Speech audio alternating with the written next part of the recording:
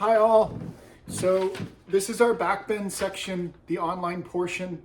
We're going to review kind of the simple fundamentals on how to teach a backbend, what are some modifications you can do, and also we'll get into proper cueing, anatomical and directional.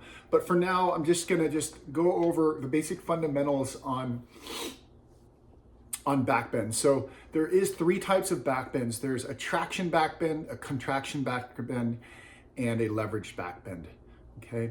A contraction backbend is, for example, you're using you're kind of weightless in your arms, like locust pose. Okay. So a contraction backbend would be if you are using the floor, but not using your limbs to push up. You're not using the floor, you're just kind of letting gravity lift you up, right? This is called a contraction backbend. A traction backbend, on the other hand, is when your hands are pushing against something and lifting you up, like cobra pose, okay, or baby cobra. So your hands are on something and pushing you. A leverage backbend, the last one is, for example, like camel pose. So we're going back, we're letting gravity go back, but our hands are going to be on something, our ankles, and we're back bending into a leverage backbend. It's nice to know those three. So study those a little bit. Leverage, traction, and contraction. Okay, backbends. So when we talk about backbends, there's many of them throughout yoga. There's lots of poses that involve backbends. Okay. We are in a backbend, we are in extension, okay, not flexion.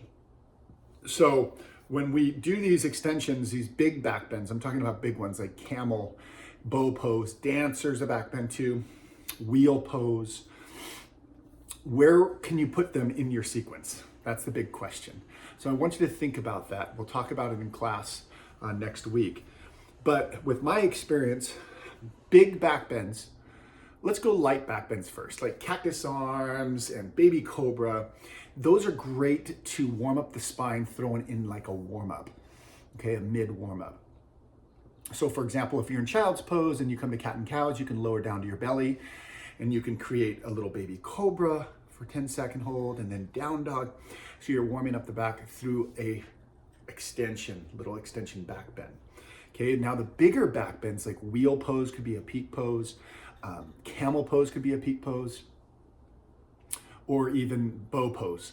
Okay, these should be thrown in not the main sequence, mostly after the main sequence, because we want to get extensions more, okay, after we warm up the body a lot. So when we go through our main core, following it up with a series of spinal strengthening, locust, camel, bow pose, or wheel, that really gets the spine to become healthy and flex, okay? And then you can counter those poses with some forward folds, seated forward fold and things like that, okay?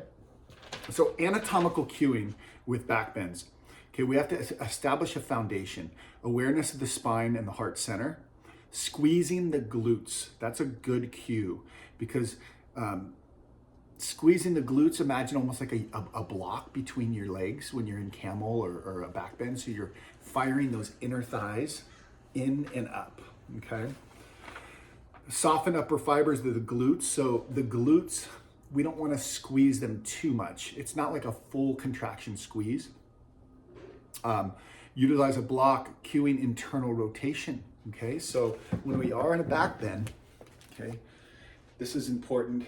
I don't know if you can see the mat. Let me get this set. So if we're going to come to camel, okay, our knees are 2/5 apart. We start to go back in camel. What happens to these two femurs, 1 and 2?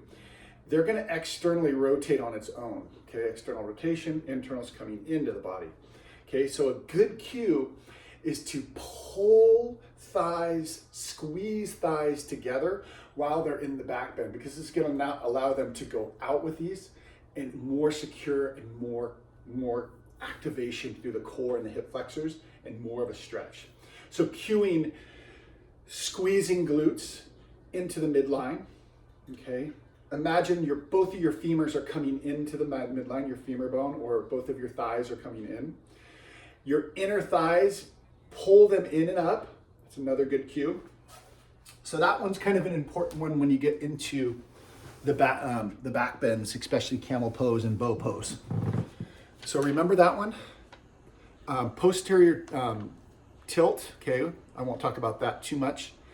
Lengthen spine's good. Lift chest, focus on the back bend of the thoracic spine, that's the middle part. Draw the lower tips of the shoulder blades in and up toward the heart. Okay, that's good, in and up. And then down, away from your heart, because they want to come up. And keep the breath steady and soft. So really cue the breath while you're doing back bends. We don't want to hold these like wheel pose or camel pose more than 15 to 20 seconds, okay? If you hold it a little more than 15 to 20 seconds, you're gonna have some safety issues, okay? So maybe do 2 sets if you're in a sequence, 2 sets of camel, have them rest for 10 seconds and then go back to, 10 to 15 seconds. Here are some cues you can consider when teaching back bends. Like we just said, rotate the thighs internally, okay? Imagine you are feeling a block between your legs, your thighs in mountain pose. So you can use relational cues like that. Create length through the spine to allow greater spinal extension. And draw the shoulder blades down away from ears. That's a big one. Okay, and lift sternum up, lift chest up, okay? So I'm gonna break down, on the next video, I'm gonna break down camel pose, and we'll go through the cues on camel pose. And you can watch this video and try to teach it in class, okay? So lots of practice coming up, lots of dedication, perseverance to get through this, and lots of practicing. So back bends, if you have any questions, shoot me an email. We can set up a Zoom appointment, we can review it. All right, guys, bye.